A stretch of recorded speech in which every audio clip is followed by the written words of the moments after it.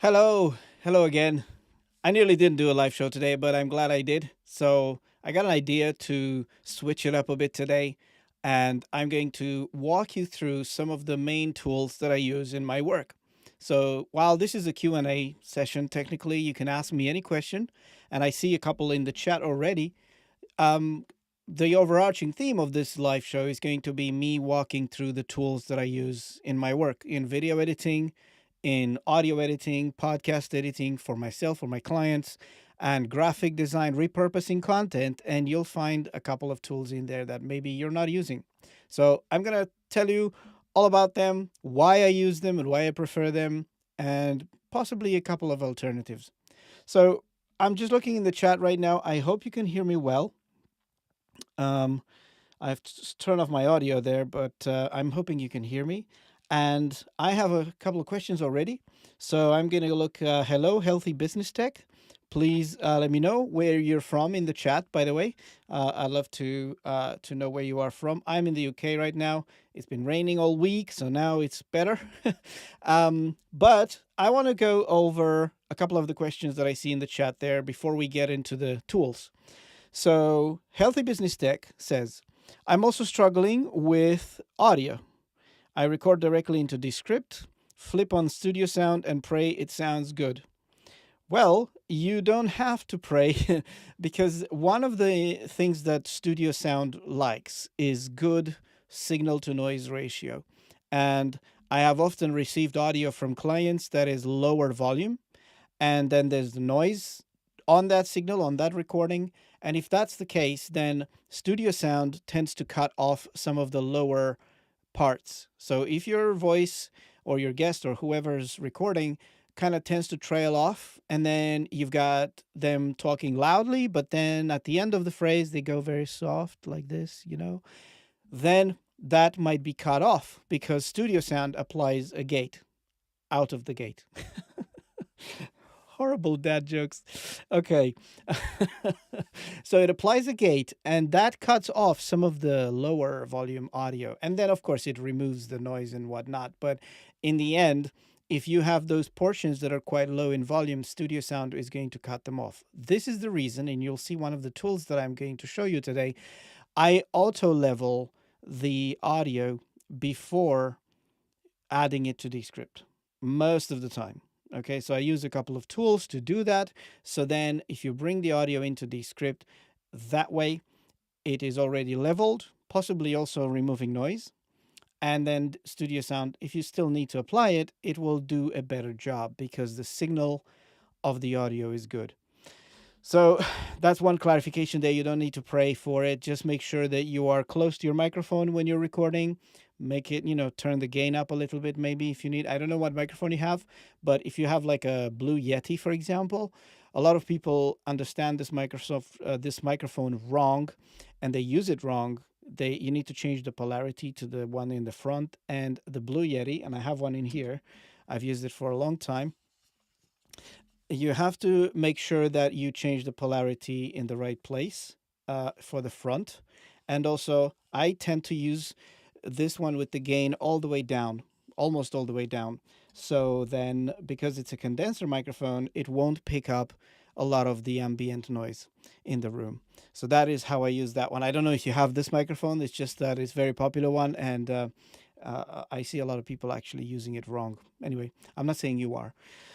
So that's about Studio Sound. And Eric says, hello, Eric, you're from Oklahoma, USA. Nice to have you. And let's see the question. Thanks for your answer regarding Camtasia this morning. Do you edit in Camtasia as well or import captured video into Descript? Yes. You guys, you make me tell all the spoilers in advance. The idea is that I use a lot of tools, and I use Camtasia every day for my tutorials, for my courses, for my videos. I don't record in Descript. When it comes to recording your screen, I prefer Camtasia, and I'll tell you why when I get to that tool in a few minutes, because there's a difference in quality, and there's a difference in flexibility, as well as really in editing, Camtasia is superior in some aspects.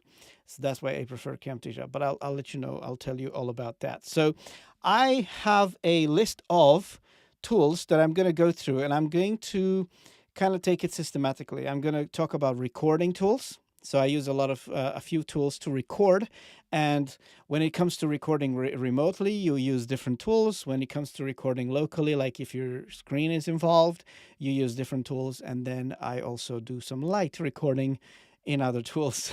So I'll explain all of those. And then I'm going to talk about my editing tools, the tools that I use to edit my courses, my tutorials, my videos for YouTube and podcasts for my clients mostly, and also if I need to do some special animation, special effects, I use other tools.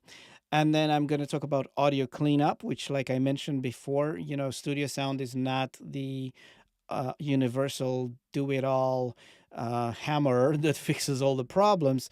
There are other tools that I use to clean up audio, and some of them are AI based, some of them not. It helps if you learn how to use a little bit of traditional audio engineering. I'm not an audio engineer, and I'm just going to tell you now, I'm not an audio engineer, so I'm not gonna be like, oh yeah, I'm listening to the audio and I hear like the dynamic range is not too big and whatever. I, I, if I listen to the audio and it sounds good to me, it's okay, I guess, for me. And then I'm gonna talk about some graphics tools, and I use a bunch of those. I used to do graphic design, branding, logo design brochures, magazines, posters, banners, all those things. So I have a few tools that I use that. And nowadays I use them for maybe creating my thumbnails, creating my YouTube graphics, whatever I'm doing, newsletters, I don't know. So I have a bunch of those tools. And then I have a tool that I use for social clips. And finally, a amazing tool that I'm going to show you to repurpose your content and create blog posts from your videos. And it's actually a very nice tool. A friend of mine is actually working on it, and every time I send him an idea, he incorporates it one way or another. I see it soon in the tool itself. So really great. It's a really receptive team there maintaining that. So let's start. Okay. All right. If you have questions, by the way, put them in the chat. I see that Eric already added another one. Um, yes, future question. Indeed. I'm going to touch on that question later, Eric, when I talk about Camtasia. And the short answer is yes. Okay. So I'm going to go to the recording tools. So when you're recording, you record remotely, you record locally. So different scenarios for different recording situations require different tools. So if I'm going to record remotely, I'm going to open it here and put it on the screen for you. So just give me 1 second. Here we go.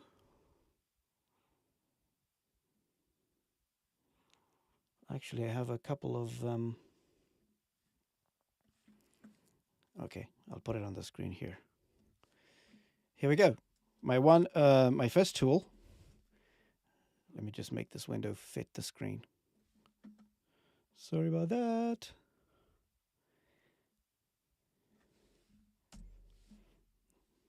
Here we go. So my first tool that I record remotely with is Riverside.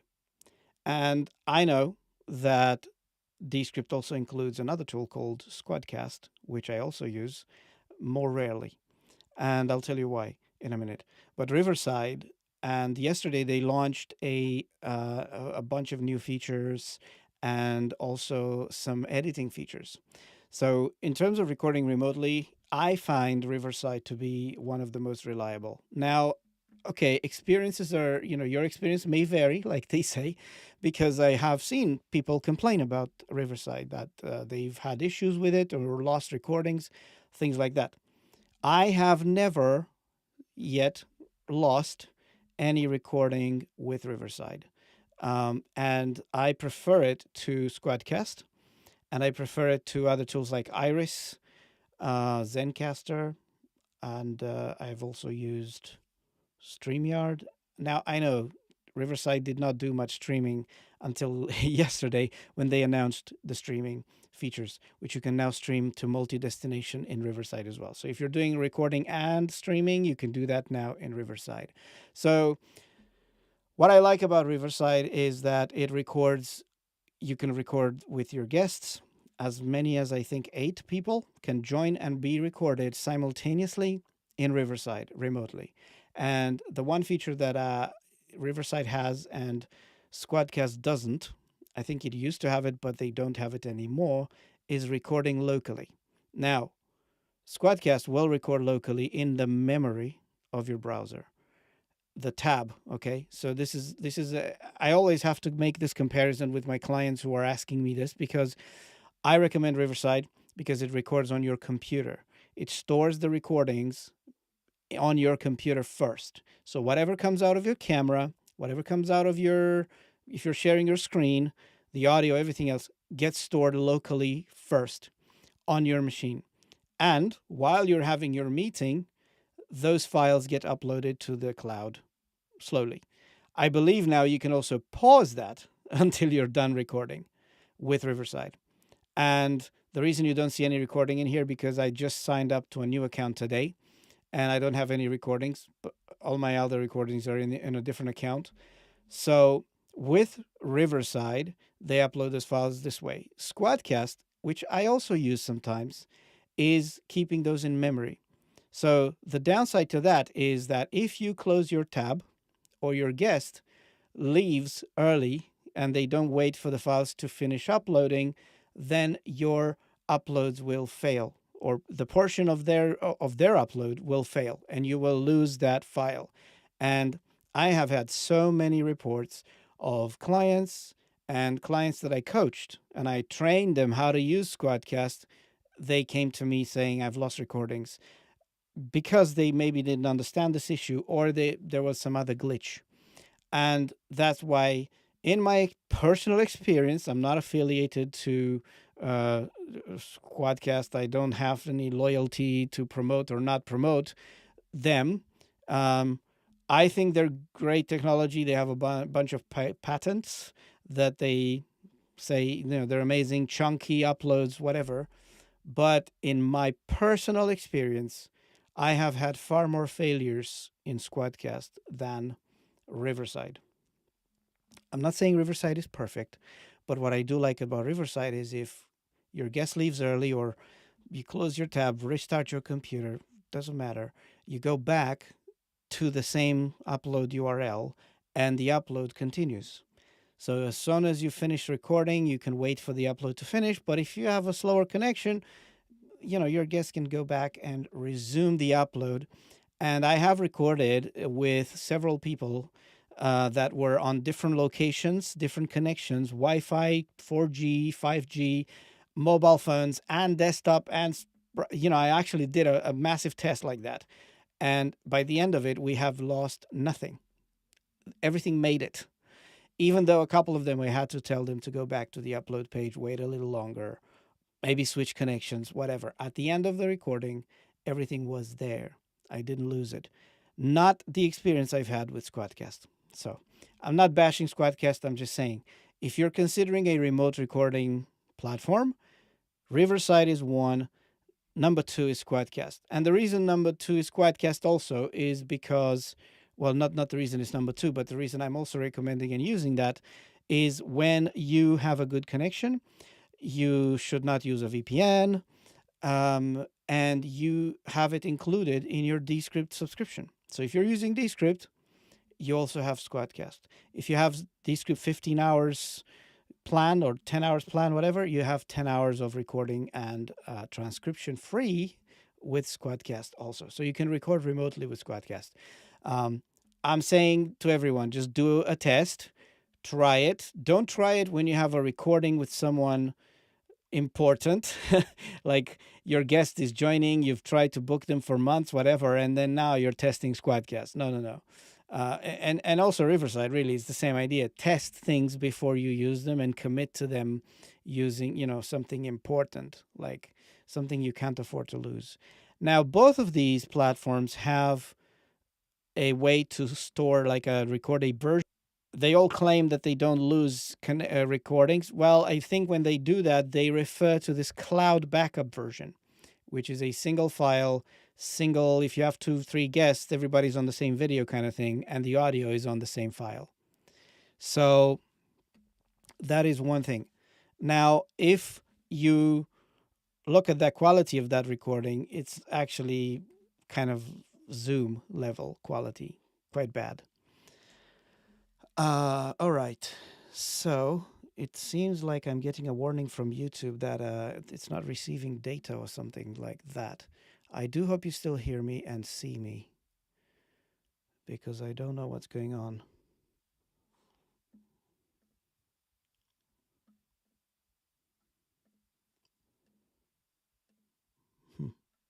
I do hope you still see me. I don't know.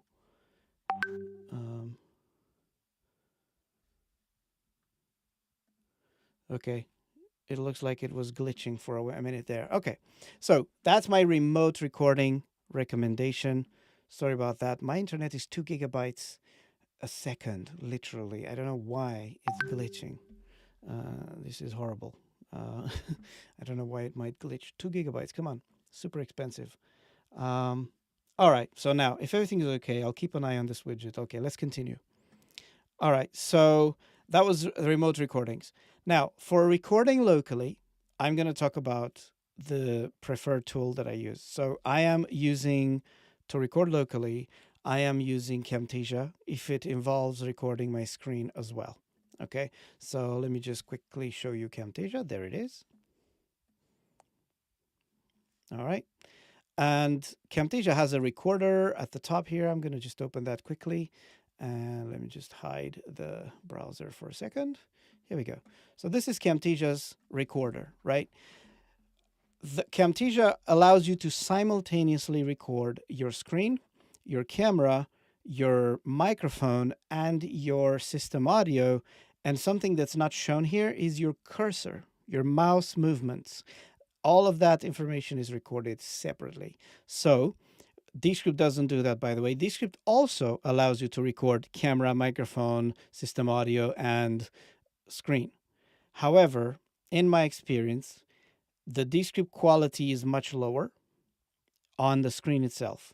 Like if I record in Camtasia, I usually, it's very, very sharp because TechSmith have some kind of proprietary codec that allows them to encode the screen video much, much, better than others. I don't know. It's a TechSmith kind of codec and makes the files quite small, but that's not I don't care for small files. I just want high quality.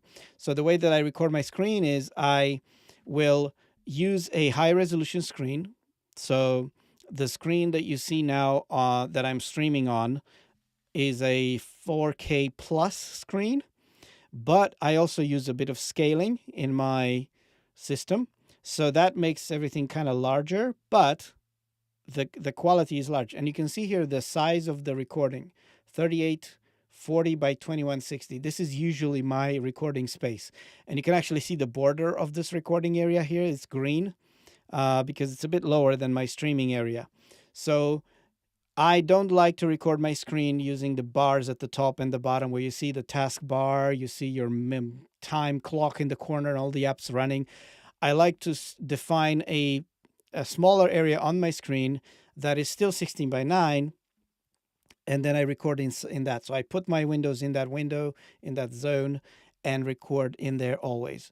And Camtasia gives you much, much better quality in terms of the screen recording. And if you watch some of my videos, some of my tutorials, you will notice that when I zoom in, everything is super, super crisp still, even zoomed in like 200% or more, because Camtasia records really good. Camtasia records really well. Good quality. Anyway, I need to learn to speak. And also on the Mac, and you can't do this on Windows, but I can use my camera as a webcam, my iPhone with continuity camera. And also you have the microphone and your system audio. So that's kind of the recording experience in Camtasia. And Camtasia will then give you access to all those streams. Descript will do that too. And you can manipulate individually all of those files. You can take them off, turn them on, put yourself full screen, move yourself in the corner, all those things. And the nice thing about the cursor movement is that Camtasia will also record the cursor and allow you to modify or move or change the cursor, scale the cursor. So if you want the cursor to be larger on your video, when you're doing tutorials, you can scale that after recording. You can replace it and you can edit the shade, the path of the cursor. So like if you have a cursor that's sort of moving on top of something important, after recording, you can actually move that away from that area. So that is why. And all of my courses, all of my videos, all my YouTube videos are recorded with Camtasia, and the quality is great. And also in terms of editing and animation, I'll get to that too. Now, you can still record in Descript, and the recorder in Descript has gone through several, let's call it incarnations, right? So I'm just going to show you real quick. This is the amazing toaster in Descript. Here we go. All right. So here we've got Descript, right? So Descript also has a recorder built in, and it is now recent update have included that in the web too. So you go to recording here and you can choose audio only, camera and screen, computer audio, change your microphone in here and speaker and transcribe in real time and whatnot. Okay, so all those things are done here. However, when it comes to creating tutorials with Descript, for example, if I need to zoom in and out, it is very, very painful. And in the last update, the zoom and pan was removed too. So you're basically left with custom animations. If you want to zoom in, you add your animations on the screen.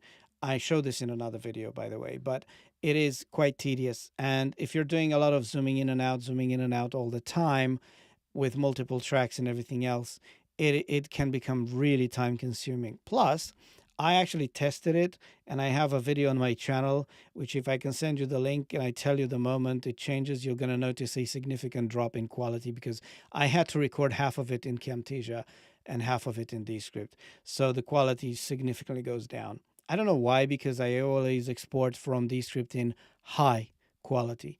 In my opinion, in Descript, even the high setting is too low, but that's just me maybe. So in Camtasia, zooming in and out is a pleasure. Let me just quickly show you, since you asked in here, Eric. Okay, so I'm just going to quickly open a video here. I hope it's still... My daughter is also helping me with my videos as well. So by the way, so here we go. This is Camtasia. This is a tutorial that I recorded and published on my channel recently about a new feature in Camtasia, right? So if you have your screen, look at my timeline in here, but I'm going to just zoom out altogether and bring, this is the recording. You see it right there. This is the recording that includes everything. So one file in Camtasia, the recording file, includes your camera, your sound, your video, your screen, everything in there. So if I drop this in here in the timeline, you see I've got two tracks. One is the audio with my camera, and one is the screen with the system sound. So these are the, this is what you get. So if I go there, look at this. Now in Camtasia, I can manipulate my camera on its own. There it is. I can resize it and put it in the corner like I usually do. You see my green screen behind me there. Very easy to remove. You go to visual effects. You go to remove a color. This is their name for chroma key. Drop it in there, and then you go and select and use a color picker to pick the green color in here. Done. There you go. Background is now removed. That was easy, right? And also Camtasia has AI-based removal, but that sometimes creates a hole in my body here where the microphone is because it doesn't recognize it.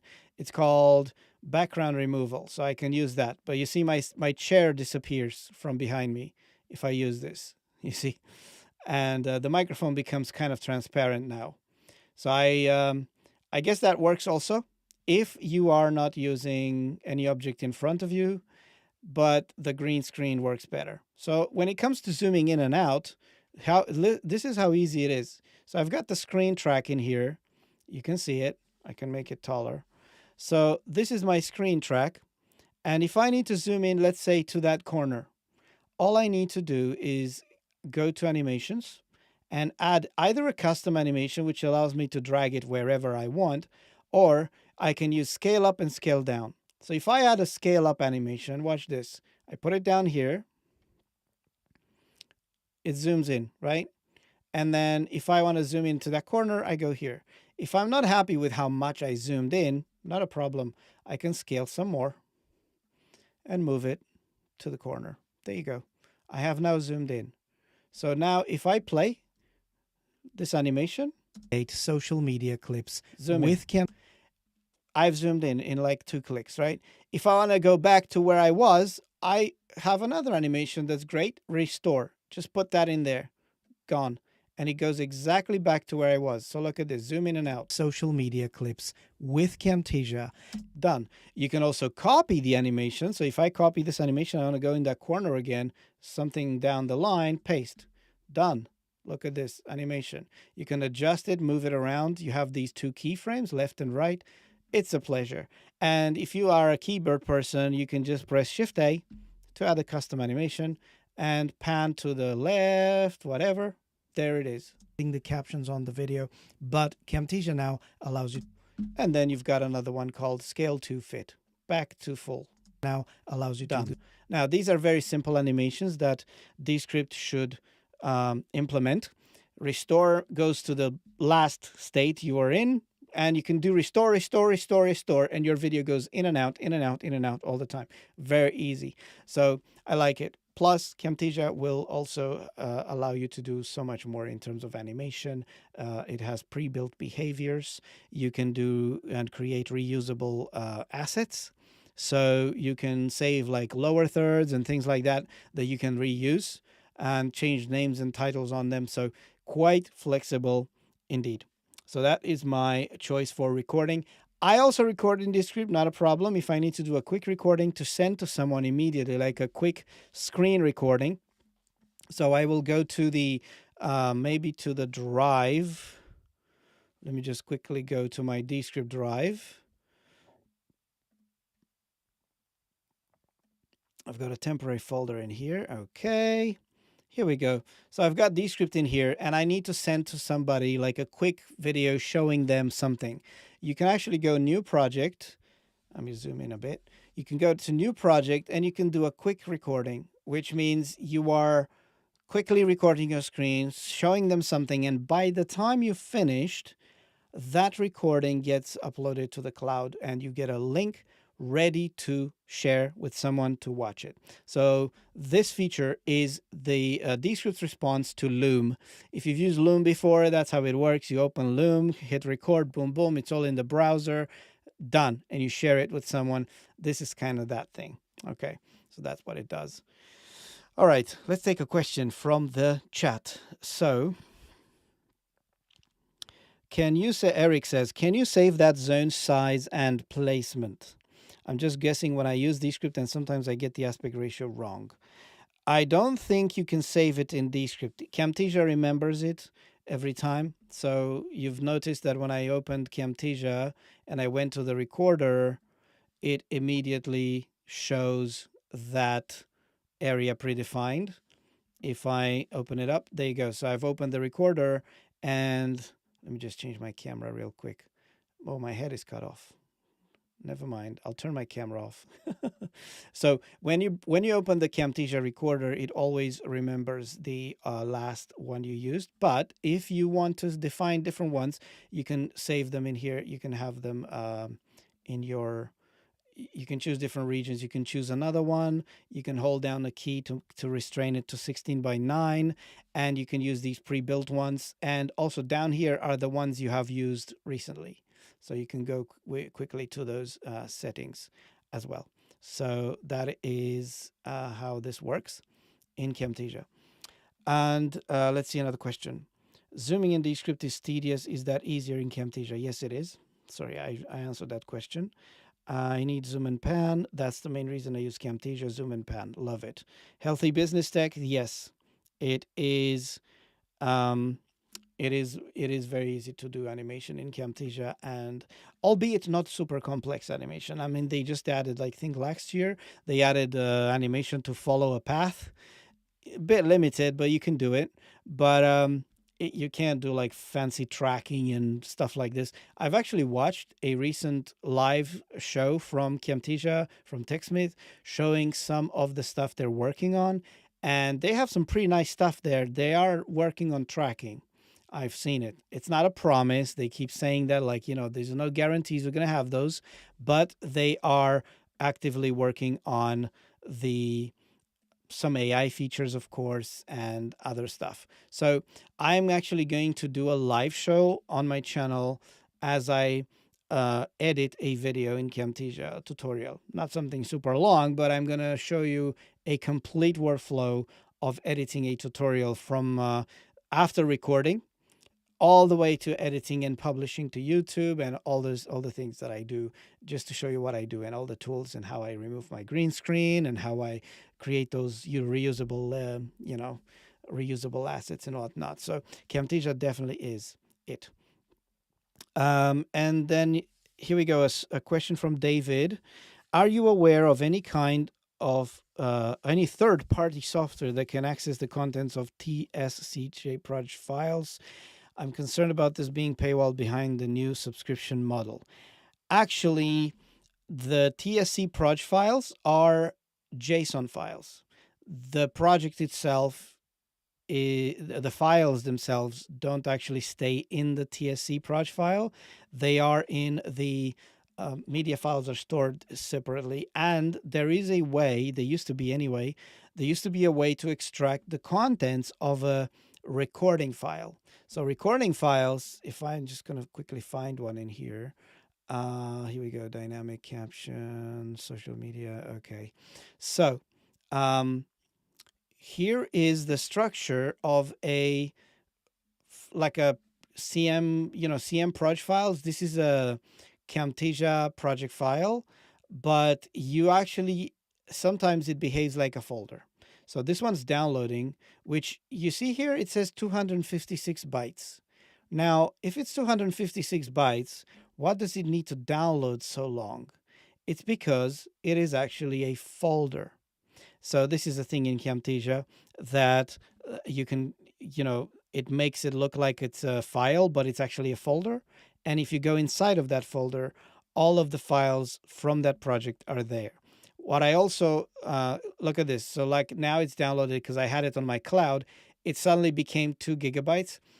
And if I go in, right click, showed package contents, there it is. These are the contents of that project, right? It's not, it's actually a folder. So if you look in here, media, you've got these weird looking folders.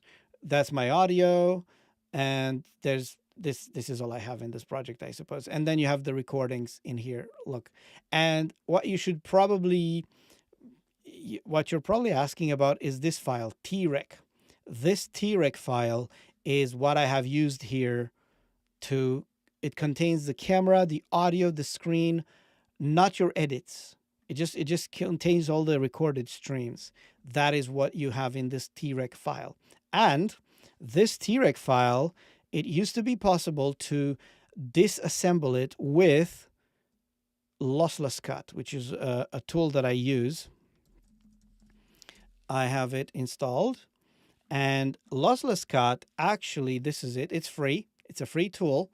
I have a video on my channel showing you how this works. However, it might be that in a recent update of Camtasia, they made it not possible to unpack these. But let's try it. So if I open this file, drag it into lossless cut, you see my camera. But if you go to tracks, look at this.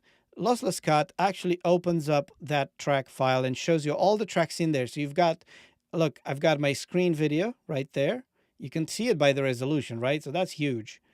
That's my screen recording.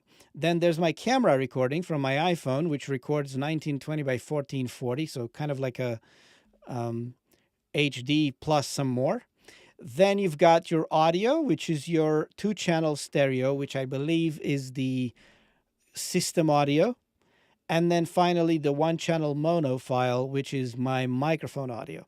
So you can see all these files. And if I actually select here, you see I can extract this track as a file. So you can extract these files using this tool. Camtasia used to have a tool called Extract Contents of TREC File. The same way, they took that away for some reason. And now it seems like only this one is able to do that. So that's my recording file in here. And let me see if I click to extract this. Done. You see it's extracting it as an MKV. That's the video. If I want to extract the screen recording, oh, that was the screen recording. And then I'm going to extract my camera video, extract it as a file. There it is. You see them showing up in that folder right there. There's my camera. So you can take those files out of that. So yeah, this is, I actually wasn't planning on showing this tool today, but it's great that you mentioned it because I use this a lot. And not just for extracting files from TREC files, but also it has a lot of things to separate tracks, to extract subtitles that are embedded in the file, a lot of things. And I use it a lot for stitching files and splitting files without re-encoding. This is a great tool here. And I show both scenarios on my channel, by the way, where you show how to join different files. So it used to be the case where I was editing a very long video and I had to edit it in chunks because it was like an hour long and many, many little pieces. But then in the end, the client wanted to have the whole thing in one video. Well, I was exporting each one of those segments locally, and then I was joining them with this tool in literally seconds because it does it without re-encoding the files. So you're not losing any quality, and the process gives you the big file at the end in a few seconds. And it works the other way around too. It splits the files too. And by the way, behind the scenes, Lossless Cut is using FFmpeg, which I believe is the same thing that Descript is using to encode the videos when you export them, to decode them and do stuff. So it is an open source tool that is very popular. Okay, so let's have a look at other questions here. Good to know. Pretty familiar with JSON. Hadn't thought of popping and opening a text editor. Yes, the project file is really just text, JSON. And so are the library items and stuff like that. So everything else is separate. Okay. All right. So we covered recording remotely, Riverside and Squadcast. We covered the recording for light stuff in Descript and audio only. Maybe I'm going to do in Descript, and recording my screen with Camtasia. These are my main recording tools. Now, when it comes to editing, I've kind of gone over it a little bit already. I edit my courses, my tutorials in Camtasia. Okay, because I want to keep that quality. I want to keep the flexibility of my screen recording, zooming in and out, all those things. I want to go back and be able to make edits later. All that stuff, I do it in Camtasia, not a problem. In fact, even my Descript courses are recorded and edited in Camtasia. That's very weird, isn't it? Okay, in addition to Camtasia and Descript, what I use Descript for is this. And I'm just going to talk about it for a minute. So in Descript, what I do is client podcasts. That is one of the main jobs that I do with Descript. And I always say this, Descript's a very big, important feature to me is the way that it handles collaboration. So Descript allows you to easily invite some people to edit your project. So if you've got your Descript here, if I want to invite someone to work with me on this project, just go to plus at the top here, type their email in, and you're good to go. And they don't have to have a paid account in order to do this. They can join your project, work with you on it in real time. All the changes are synchronized. Everything is up to date kind of instantly. There are some limitations to that, but that is the gist of it. And you can also add people to your drive with an extra seat so that they can edit everything for you. That is the very nice thing, because I have clients who don't know how to record in other applications and package the files, make sure I'm not missing any file and send them to me using Dropbox or WeTransfer. All those things, Descript takes care of that, because as soon as someone shares the project with you, you have everything you need, all the files, all the latest changes, collaboration features, commenting, all of that. So that is great. And I wish some other tools did this. And I know Camtasia is actually moving towards some of this stuff. I've seen a preview of Camtasia's sort of web version. Very limited, of course. You're not going to get the full Camtasia experience in the browser. That would be something, right? But you will get some kind of collaboration feature where people can remotely record their like chunk or segment of a presentation, and Camtasia then centralizes everything for you in your project, and you can edit the final piece. That's one way to do it. And another thing that I use Descript for is interview videos. So if I if I record an interview in Riverside, then 99% of the time I will edit that in Descript. The reason for that is it's very easy to synchronize multi-track files, and you put both speakers. Riverside gives you the separate files. Squadcast gives you the separate file for every person. So you bring those in, and they all have integrations. Like you can go to Riverside and send the recording to Descript directly. You can do the same with Squadcast. They assemble the project for you, and you're off. You edit, right? You edit your interview in here. The only time that I'm not editing the interview in Descript is when there's too many speakers, too many people, and then Descript cannot cope with the amount of files and huge files, maybe full HD for everybody. So I had a few interviews, like round table kind of things, where recently I had to do it and edit those and change cameras and everything. Okay, and Descript was just simply not able to handle so many files, even on my big, massive Mac Studio machine. So in that case, what I did is my next tool, but I'm not going to divert that. I'm not going to divulge it yet. I'm going to tell you what other stuff I do in Descript. I do social media clips. So I try to edit so that from one piece of content, when recorded or brought in from Zoom or whatever, you bring that into one project in Descript, and then you edit everything in there. You edit the interview, you change the cameras, and then at the end you produce the audio version, the video version if you have it, and finally you do the repurposing and the social media clips also in Descript. And Descript has the ability to create like predefined templates and logos and things like that, and add the animation captions. Of course, everybody has the animation captions on their videos now, and other elements. And recently, Descript added translation, which is something that I'm hoping will improve, because I've been in that situation sometimes where I had to translate something. And synchronize the translation to the existing audio, for example. And of course, it does the audio voices and everything else. So I'm not especially using that a lot. But anyway, and Camtasia, by the way, has recently added dynamic captions also. So you can have that in Camtasia now too, if that is your tool of choice. And speaking of, another program that I use is if you have a big project, like I said, and Descript cannot cope with multi-cameras and multi-whatnot, then I will use DaVinci Resolve. So I'm going to quickly go to that, but I'm going to just answer a couple of questions here. So David says, by the way, might be worth taking a peek at Piper Text-to-Speech, which is an open source neural TTS library that can generate fairly convincing voices. Can run on Raspberry Pi. That's ambitious, and has been getting better. In fact, I am using for text-to-speech, if I really want some text-to-speech, I use 11 Labs. And I liked it that you can clone just like a piece of the voice. You don't need much. You just need like a few seconds, and it will create a voice for you.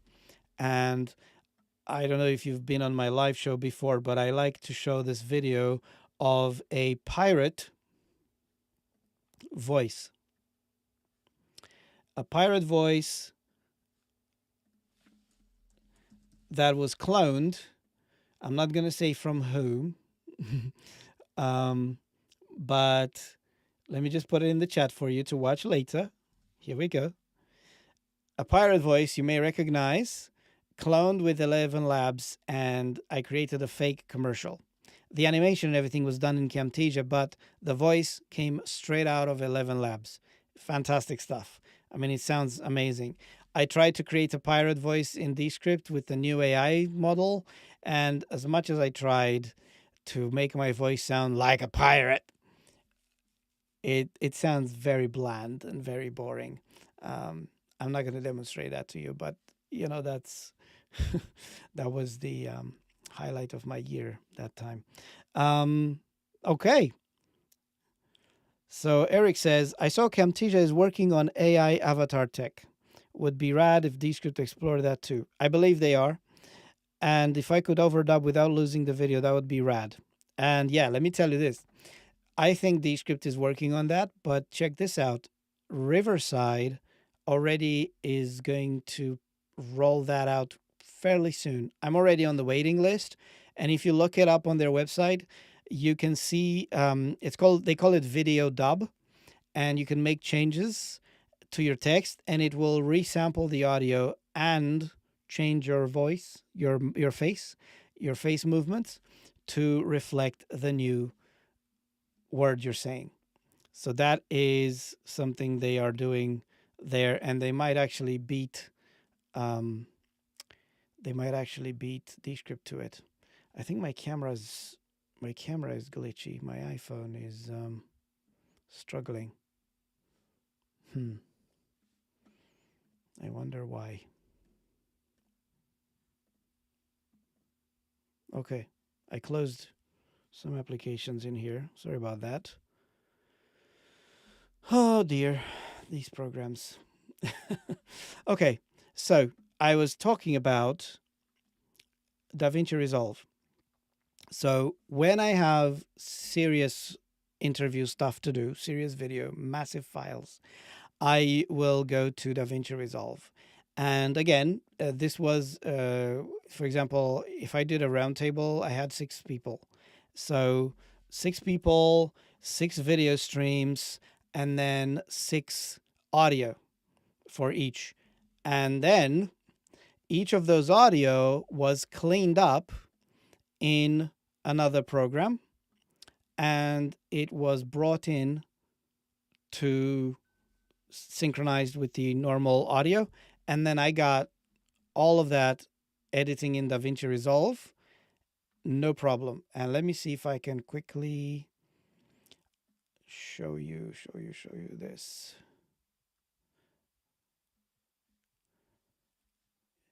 I might not be able to do that because it is a client project and I have not cleared it with them. But I'm going to create a new project. So, DaVinci Resolve.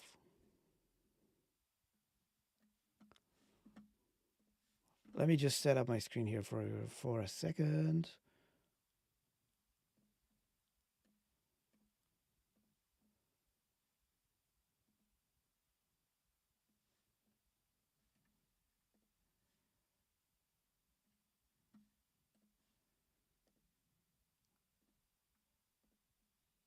All right. I hope you see this. This is DaVinci Resolve. I'm sure you've seen it. Lots of tutorials out there. A lot of people are actually switching to DaVinci Resolve, and it is really fast. It's really powerful, really fast. And everybody says, okay, you do color correction with it and you do, a lot of stuff that's very specialized. But for now, I am using DaVinci Resolve for interviews. And it's really good because it has a very powerful sort of multicam engine. You can create multicam sequences from it, and you can then create a timeline, and you can switch your cameras. I'm just using one here, but you see how fast this is. And when I was talking about that roundtable video that I did, 6 people, 6 audio, 6 video, Plus, I took all 6 of them and I created another angle that had them laid out on a grid, all 6 of them simultaneously on the screen. And then I included that as a separate angle in the same multicam sequence. So that was basically 12 video streams playing simultaneously. And it was not breaking a sweat. And literally, I was so impressed. And DaVinci Resolve is going to be the next tool that I'm going to start creating videos on my channel, tutorials with it. It has so much stuff. I mean, you cannot cover everything. And if you compare DaVinci Resolve to, let's say, the release cycle, I think they do every year, they do a new version. But if you do a release cycle comparison between them and Camtasia, for example, Camtasia comes out with like 1 or 2 features, strong features every year. So you're waiting for a year for the new version to come out. You're hoping there's nothing, no previews. There's nothing telling you what's going to come. Everything is very hush hush. And then they come out and they have like 2 features. Okay, the team is small and they don't sell devices like Blackmagic does, so they don't get millions of dollars to throw into the software. Plus the pricing is, but DaVinci Resolve, I mean, when they release a beta version and you're looking at it and you go, man, there's so much stuff in here. I can't even cover everything. I can't even remember everything they announced. There's all these changes, all these things. And of course, it's free. Okay, so this is really weird. Just always boggles the mind how they can do that. And everybody can't believe it.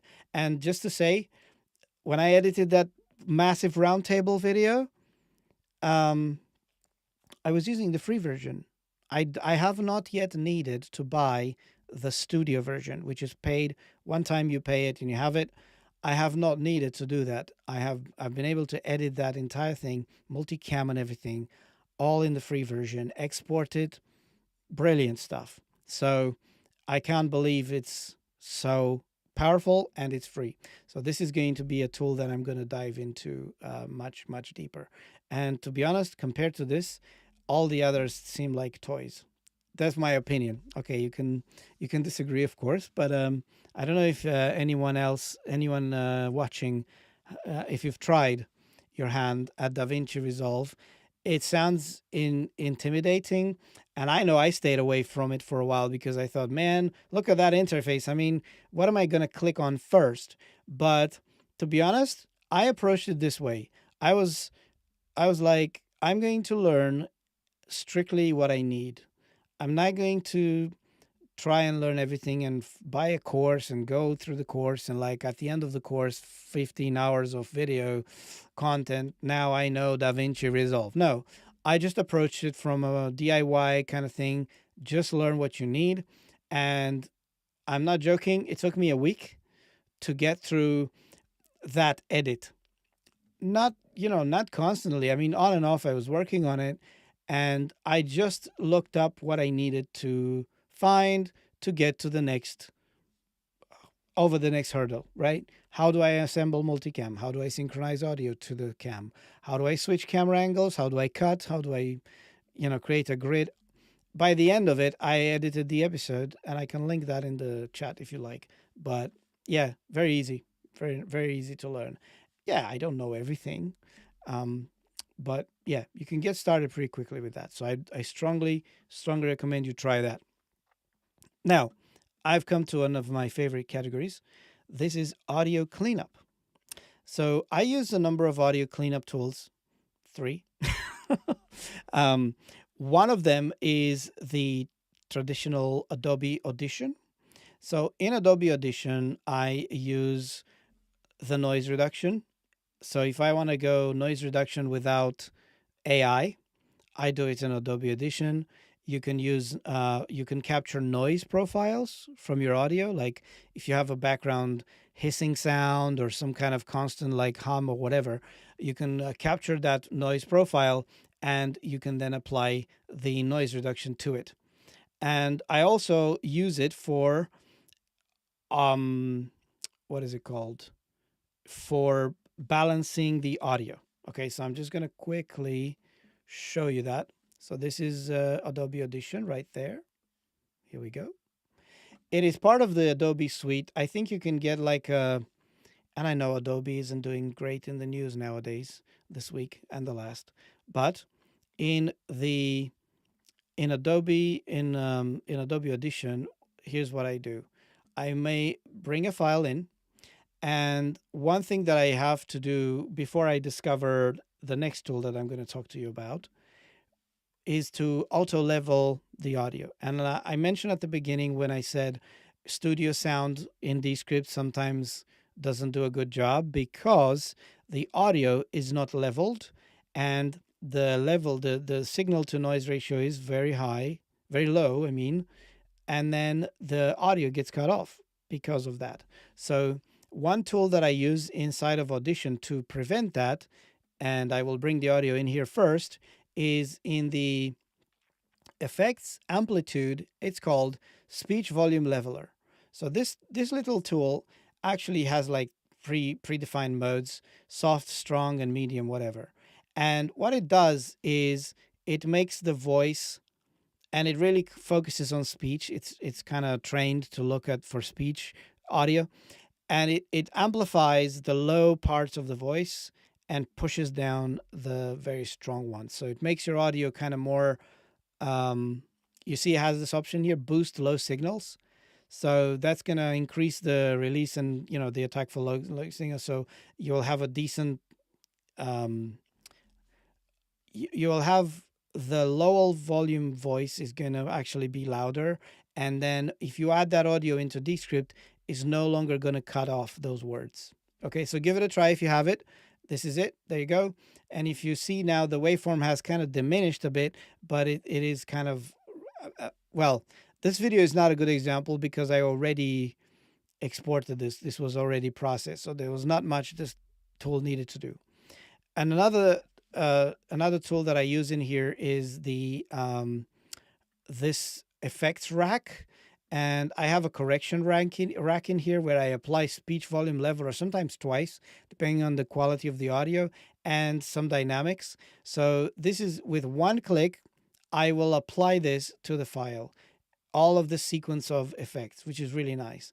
And finally, if you're doing noise reduction, now this has been cleaned, but if you're doing noise reduction, you can make a selection in your file like this, and you can capture the noise print right there. This is another thing that I use in here. You capture the noise. So you have to find a silent part where you're not speaking, and you capture the noise print of that, like a constant hissing sound, for example, or some kind of motor going outside, whatever.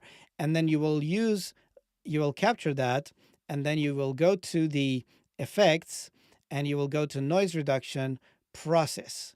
And then the tool is going to use that captured noise profile to replace it, to remove it from the audio and leave the voice in. That's how you do a kind of classic noise reduction, if you want, in not DaVinci, sorry, in Audition. And okay, so that's what I use for manual kind of work. Plus, I use this for loudness normalization if I'm processing audiobooks. Okay, so audiobooks, I know that some of the audio platforms like ACX and others, they have specific requirements for the volume of the audiobooks. They have to be this loud, you know, between 20 and 23 dB, whatever, minus 20, minus 18, minus 23 or something like this. And then you have to provide those files with that loudness, to otherwise they'll reject them, and I will use this to process the files that way. So even if I take them outside of Descript's loudness normalization is okay, I guess, but it's not as accurate as this when it comes to normalizing multiple files, making them all sound the same and conform to the standards that are required by the ebook audiobook platforms. Okay, so that is what I do in Audition here. I've been using Audition, by the way, since it was called Cool Edit Pro. I'm old. Um, I was in high school when I was using Cool Edit Pro, and then Adobe purchased them. Anyway, let's move on. And here's my favorite audio cleaning tools. Okay, David says, might be worth keeping an eye on Canvid. made by folks at XSplit. Looks like they're creating a tool to compete with Camtasia. Really? I'll make a note of this. In fact, let me just tell you this. There was a tool, and you may have seen it. I'm going to show it to you. I'm just going to do a little sidebar here. Let me just hide these things. Man, my camera looks like it's glitching. My phone is very hot. I think my phone is very hot. Okay, give me a second. I'm going to switch my camera because my phone is probably too hot. That's why it's glitching like this.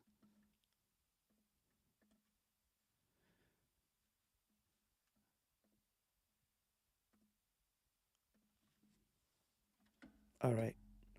I'll just get the iPhone out of the way. I'm using my webcam now. Ooh, that looks horrible. Sorry about this.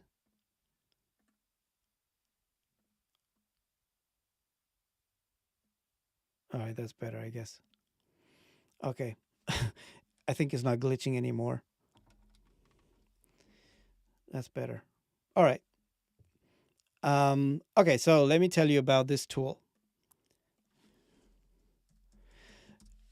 I even considered actually talking to TechSmith about this because this tool is like the spitting image of Camtasia. Check this out. It is called Luxea or Luxea or whatever I don't know how they pronounce this. If you remember this company called ACDC, they used to make this graphics viewer similar to XNView, or maybe XNView was similar to ACDC. Very capable, back from the 90s, I don't know, super, super old. And they made this photo viewer. And they had this video editor recently called Luxea. And it's got a pro version, whatever. I don't see a screenshot of it here, but I installed it. And they have a free version, 29 a month, whatever. 29 perpetual. Oh, that's become very cheap now. It used to be a subscription, I think. But if you install this thing, it looks exactly like Camtasia. I mean, almost. There you go. It's got a video. It looks almost identical to Camtasia. They may have tweaked it in the recent years. It looks a bit more like Filmora now, I guess. I don't know. But you've got your project, you've got your recording, you can record your screen, you can. I think I was playing with version 6. And look at this. You've got your timeline, similar to Camtasia. All the controls are at the top. And then you've got, yeah, it looks a bit more like, there you go, look. And I was even looking at the settings windows and everything, and the recorder was almost identical to TechSmith. I was really taken aback by that. I was like, wow, did they license it to them or did they copy this like exactly the same? Anyway, and it was very cheap, and a lot of people came to my channel asking for a Camtasia crack. Give me my serial number for Camtasia to use it.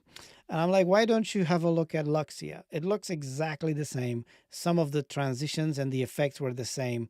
The interface was the same. I think now they're modeling after Filmora for some reason. Anyway, it looks more like that. But anyway, super similar. And I was really surprised. Okay, now let me show you this other tool that I use a lot. This is called, I'm going to switch the screen for a second here. Da-na-na-na-na. Here we go. Auphonic. You may have seen me mention this a lot on the different Facebook groups. Auphonic is, and you may even be using it, I don't know. But Auphonic is a really great audio cleanup processing service. And you can buy monthly subscription credits, and they give you a number of hours every month. By the way, there's a link in the description if you want to try them out. I heartily recommend them. And it's an affiliate link, by the way. It's not going to cost you any extra. But if you want to check them out, they give you 2 hours free every month for processing. So here's what you can do. You can create what they call productions. So when you create a new production, you can create presets, really powerful stuff, and you upload a file, audio or video, and basically they kind of let you assemble like an episode of a podcast. I don't use them for that. What I use them for is cleaning up and leveling my audio, first of all. So you can do adaptive leveler, which is what I showed you in Audition, but they do it with AI and whatnot. So you can choose the strength of this leveler. You have some presets in here if you want to say like broadcast mode. I'm not sure what it means. You can apply a bit of a compression on that, and you can level to a specific, range of loudness, whatever. And then you can apply filtering. You can do a high pass filtering if you want, or a voice auto AQ. Make sure the voice doesn't sound too thin or too thick. Then they've got the loudness normalization. This is like at the end of it. If you want to say, I want my final file to be minus 16 LUFS, which is something that it seems to be like the standard, I guess, minus 16, minus 14, whatever. So then the final files are going to be that loudness. Then you have this thing here called noise reduction, which is really powerful. And in fact, it's incredibly similar to what Studio Sound does. I think it's an AI algorithm. It will remove everything else and keep the voice. And this is different modes here. You can like remove just constant noises, which is similar to a constant noise removal. Also, you can keep speech and music and anything else, or just the speech, which means it's going to just remove the music and everything else and keep the voice. Then you can choose like the level of noise removal and breathings. This is quite new. And, a lot of sort of editors, engineers, they like, don't remove all the breaths because, it's not natural. True. And you can choose how much to remove, right? So if you remove everything, it just takes all the breaths out. And you have no idea how much this has saved me in time in editing. I have some clients who send me audio and they speak too close to the microphone, and they will have those plosives. They will have the breath. I mean, literally, I hear the breaths, every few words. They take massive, massive breaths. And I'm like, how can I? And I used to remove those manually. And there was no plugin, or I found one in the end, but it wasn't as good. But this one does a great job. And I've basically just run everything through this, and I get the files at the end. And some other stuff, they will cut silence for you if you want. It will cut filler words too. It will export the uncut audio or apply the cuts to the file.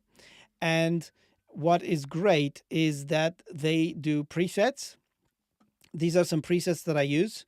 And also, they do multi-track processing. Okay, so that's great, because if you go to productions and you create here a multi-track production, you basically have the same options, but you can add more files. So if you have a conversation with someone and you are adding that here, you should process both files. Let's say 2 files, right? 2 people. Both files in here in a multi-track. So if I select a multi-track, look, I did one for 6 tracks, right?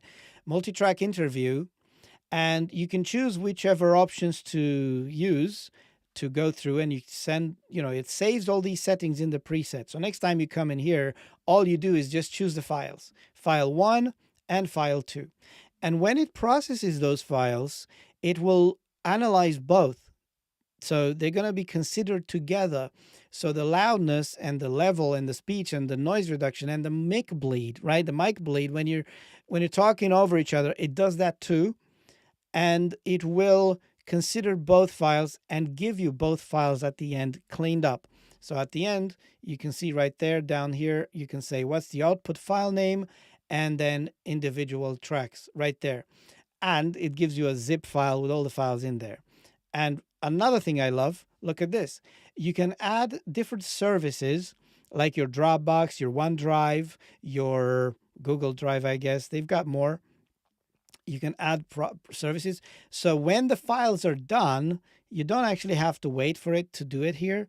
you can just get your files uploaded to your Dropbox automatically. And another nice thing is, if you're not doing multi-production, multi-track, if you're doing just one file at a time, producing it on whatnot, you can create automations. So if you have a watch, it's called watches. So look at this. It's watching. I created this for a course that I have to process a lot of files for. It will monitor a Dropbox folder for you. And as soon as it finds a new file you put in there, it will run it through the, if I edit this, look, if I edit this, it's going to say, what's the name of this automation? Well, that's the name I gave it. It's going to watch this folder in my Dropbox. It's going to apply this preset, leveling the audio and breaths, for example. That's what I set it. And then put the file in the other folder. So it's got like an output folder again in Dropbox. So when I need to do those files, I never even actually come in here to Auphonic. I just drop the files in that folder and off they come in the other folder, already processed with this preset. It saves a lot of clicks and it's so efficient. So I strongly recommend this, and it's actually better than Studio Sound in my opinion. Again, I'm not, Studio Sound is great, but if you also need leveling before cleaning the sound, this is great. And I save so much time with this. Okay. And give it a go. Link in the description. Check it out.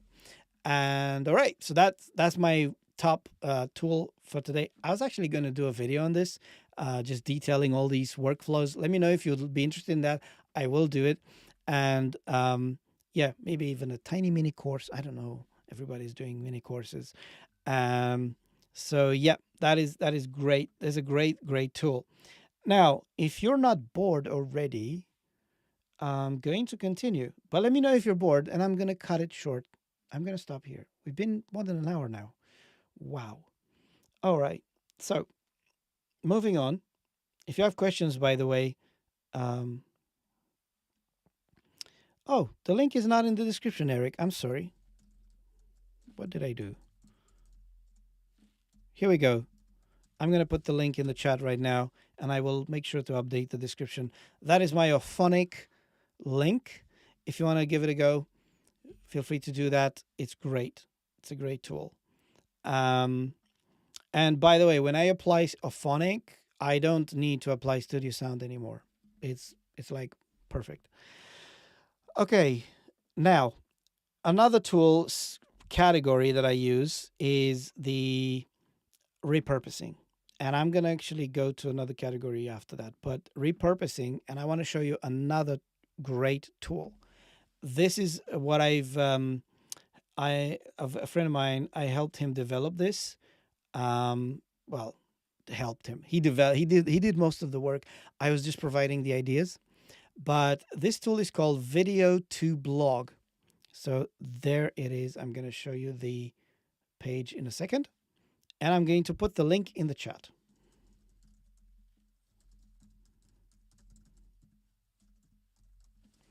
I believe that's the link. I'm just going to try that.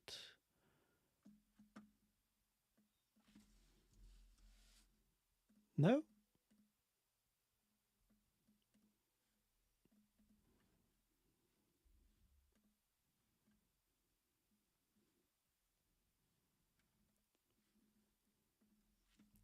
Oh, the link changed. Oh, wow. Okay. Anyway, here's the link. Video to blog. Let me show you what it does. This tool allows you to upload a video or put a YouTube video link and create a blog from it. But you may have seen tools like this before, but this one is really good because it not only writes the blog for you from the video, it does a bunch of other stuff. For example, if I go create a blog, and you know what? I can maybe use a demo to show you for one of my videos. If we've got the link for the YouTube, let's say center active speaker. Okay, I'm just going to try that.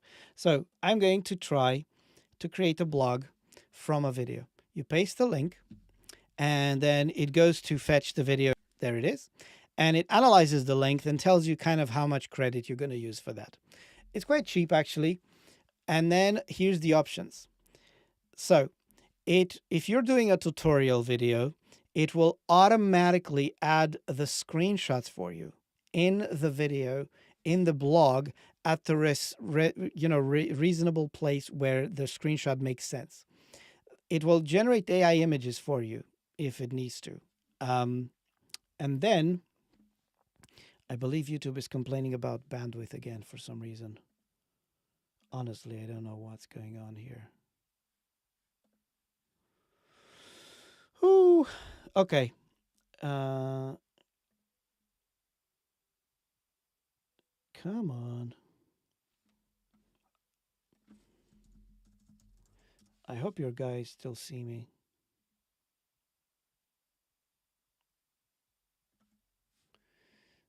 You know what? I'm going to switch off the Wi-Fi and just be on the cable.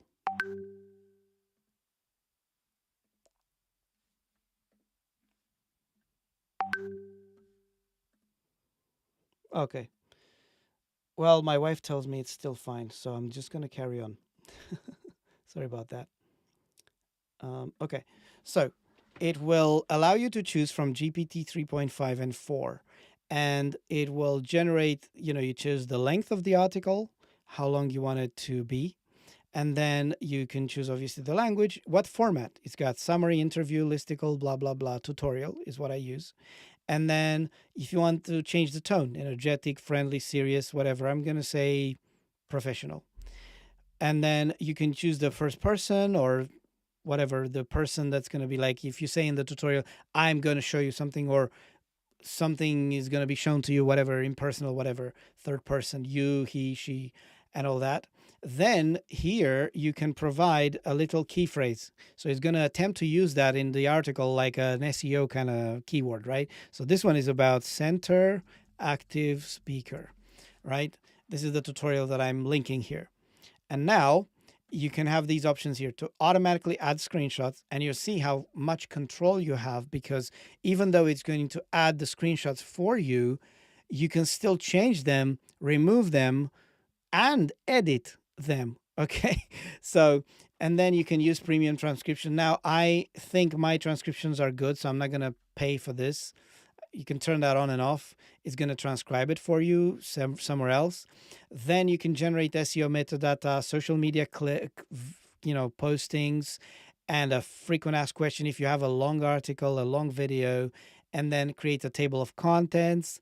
You can add a call to action or custom footer. And if you have chapters in the video, it's going to use that as the outline. So if you already put those in your video, then it's going to use that as a guideline for when the different steps are, maybe, in your tutorial, whatever video you're doing. And then you have a lot of other stuff here, like use tables, embed the video at the top. Okay. And finally, you can choose to make it public. And here we go. By the way, if you don't want to use a YouTube video, you can also upload the video yourself. It's going to process it, transcribe it, do all that stuff, right? You don't need it to be a video. So let's see what it does. Create blog. So by the way, this is the video that I have on my channel about this new feature that was added in Descript to do with centering the active speaker on the screen. So that's a new feature with AI. So there you go. There comes the blog. So now it's kind of showing you a progress at the top here, what it's doing. It gives you the title. Okay, so it looked at my title in the video, and there you go. There's the table of contents, resizing and cropping, introducing the feature, applying it, and so on. And you'll see that as you go at the end, this is now picking the screenshots from the video, right? So this is really powerful stuff. And even if the screenshots are not accurate, or maybe, I think the AI is quite good to identify what are the relevant moments in the video and which screenshot to choose. It gives you a few options, like 2 or 3 to choose from. So here we go. I think it's ready. So this is the video, right? And here we go. So a new feature in Descript, Center Active Speaker, allows you to automatically center the active speaker in your videos, whether in portrait or landscape. particularly useful for social media clips, editing interview without manual cropping. That sounds like a great intro, right? There's a broken image here for some reason. Maybe it's my internet, I don't know. But you can edit this, by the way. You can edit the image, and it's actually probably this one failed. Okay, I've never seen this before. Maybe but anyway, let's continue. I don't think I need a screenshot here, so I'm going to delete it. And by the way, if I wanted to add my own screenshot in here, all I need is to just press enter to put a blank line in here and press slash, and it brings this menu here. What do you want to introduce? I want to introduce a screenshot. In this moment, it brings my video and allows me to scrub through that video and pick up a screenshot like this one. Yeah, if I want to pick this screenshot at 0.3, click. And now it's going to put that in my blog post right there. Done, right? So, and also, if I don't want to be on the screen for this screenshot, you have editing tools. So if you click on the image, you click edit, you have the image in here, and look, you've got filters and annotations and whatnot, and I can crop myself out of the video like that. Click done. There you go. This is a great, great, great tool for quickly creating. I mean, this was the thing that I hated the most. I do the videos. I like to speak. I like to show stuff on the screen. I like to edit the videos. But having to then take the video and write a blog post from it to put on my website, this is like, why would I do that again? Because it's so time consuming. Well, this gives you like a good start. I'm not saying it's perfect, and it's not like 100% all the time, but for the most part, it is pretty accurate. So look, it gives you the headings. So you're resizing and cropping, often necessary to adjust the size, position to fit different formats, manually by double clicking the video. That's correct. Where you can remove, resize, and reposition. That's cool. So now it says by double clicking and entering crop mode, you can manually center the video to fit the desired aspect ratio. Correct. Look, this screenshot actually shows being in the crop mode, right? If I'm not happy with this screenshot, it provides several alternatives at the top here. So if I click on this and preview them, I think I like this one. And if I'm like, oh, you know what? Actually, I would like to crop this portion here. Click edit. Here's the image. I'm going to just crop to that portion on the screen right there. Done. So all this time, I'm not pasting images. I'm not uploading anything. It just brings them from your video. And then center active speakers. There you go. This feature eliminates the manual effort using AI to detect and this. Okay, now this one doesn't really seem like a good screenshot because it doesn't show. Yeah, this is when I put Chris in the off center. So, okay, if this screenshot isn't good, I'm going to click edit. No, sorry, not edit. I'm going to delete this image and go to choose another one. So I can scrub and say, no, actually, when I talk about this feature, I am showing it right here. Screenshot this. And if I want to really emphasize my point, I'm going to edit this. And now you can go and annotate. And I can have like a rectangle and I can show exactly what I am doing. I don't want to have a fill color, but I do want to have a line color. There you go. So right there. Okay, now done. That now becomes part of the image. And I want to edit and crop that too. Very nice, very simple. There you go. Like this. And I want to emphasize where that is. There you go. So you can edit your blog post with the screenshots right in here. So it gives you bullet points, how to apply them. And by the end of it, there is your blog post. And you have several options to export. You can actually host it with them. So you can provide a public link for people to read it. I don't see what you would do that for, but anyway, it gives you the HTML with the full content of the article and the links to the images. So if you paste that HTML onto your website and you have an HTML editor, it will bring the images hosted by video to blog website. And I've also requested, which is something that's not there yet, I've also requested that they build a feature to allow me to download the entire article, the HTML, and the images all linked in the HTML from my local zip archive, right? So then I can unpack that, put it on my website, and I don't have to do anything else. They also publish automatically to Medium, and if you have a WordPress website, to your WordPress website, right? And you can share it and so on. So really good feature. I was mind blown when I saw the preview of this, and then I kind of provided a lot of feedback about choosing the screenshots. This was like my main point. Many years ago, I was requesting Descript that they have also a feature like this in Descript now to generate a blog, but it doesn't do any images and screenshots. It does just an AI. Here's the text, do an AI thing and give me the blog post. You have to add the images yourself. You have to do all the formatting and all that stuff. And this editor is actually much more powerful. You can include your own images. You can include another video, headings, bullets, points, all those things, generate images with AI, all those things. Okay. So my recommendation, give it a try. I think you get like a free trial if I'm not sure. I'm not sure about this, but yeah, just give it a go. The link, I pasted it there. I'm going to put it in the description. I don't know why I forgot to put this in there, but this is one of the great tools that I've used in the last few months. And check it out. Again, that's an affiliate link right there. But yeah, if you enjoy this, you're welcome. Okay. So finally, I'm going to just show you another tool that I use for doing my thumbnails. And you probably know this already. I'm just going to put it on the screen really quick. And it's not expensive. It's really one-time fee. Boom, boom, boom. And you have everything. Here we go. Switching my screen. There we go. This is Affinity Designer. And the top there isn't really accurately framed. Here we go. Affinity Designer is part of a suite of tools: Affinity Designer, Photo, and Publisher, right? So you've got three tools, basically the corresponding to Adobe Photoshop, Illustrator, and InDesign, which I also use, and see you, Eric. Thanks for being here. And Affinity Designer is the vector graphic tool that I use for all my thumbnails. So you can see here, I've a bunch of thumbnails here. This is for the last live. This is for today's live show, right? And this is the ones when I did all that overview with the new Underlord version.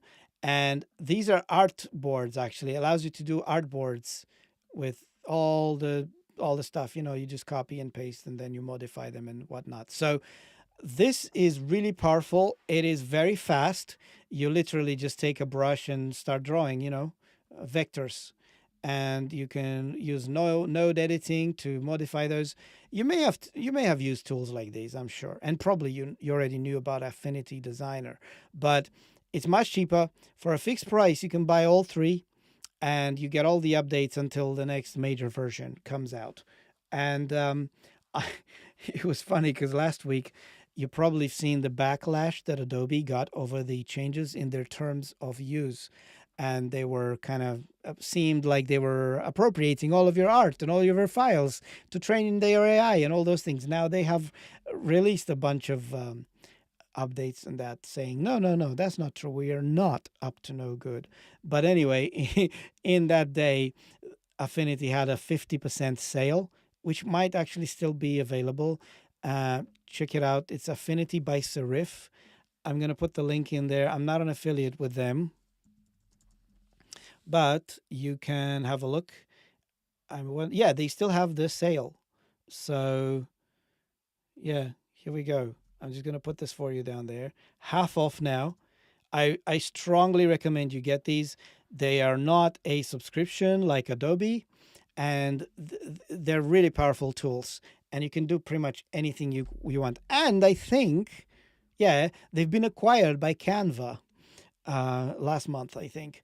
And everybody, again, went crazy. The internet goes crazy, of course, over these things. But they also said that if there's going to be a subscription in their future, there's still going to be a version that you can buy with a perpetual license, Well, that remains to be seen. But anyway, I bought it a few years ago, and I kept updating. This is version 2, point something.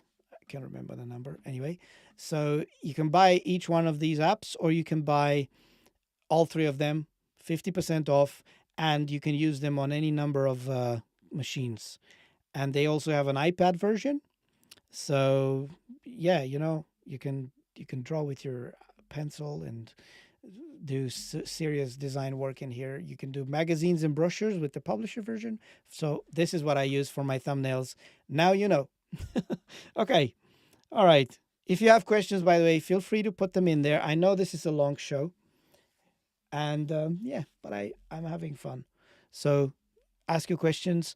And I know there were some people in the Discord that had some problems with Descript. So if you're still around, feel free to ask those in here. I can walk you through those answers. I think I know which ones they were. So, okay. I am at the end of the things I wanted to say today in terms of the apps. These are the major, I use a lot of other apps, okay? But these are the major apps that I use in my work. And they have evolved over time. And like I always say, I'm not a one tool person. I don't like to be, stuck in one app. And if that app doesn't do something, then I'm not going to do it because, of course, they don't have it. So why not? Why would I do it? No, I like to use a variety of tools.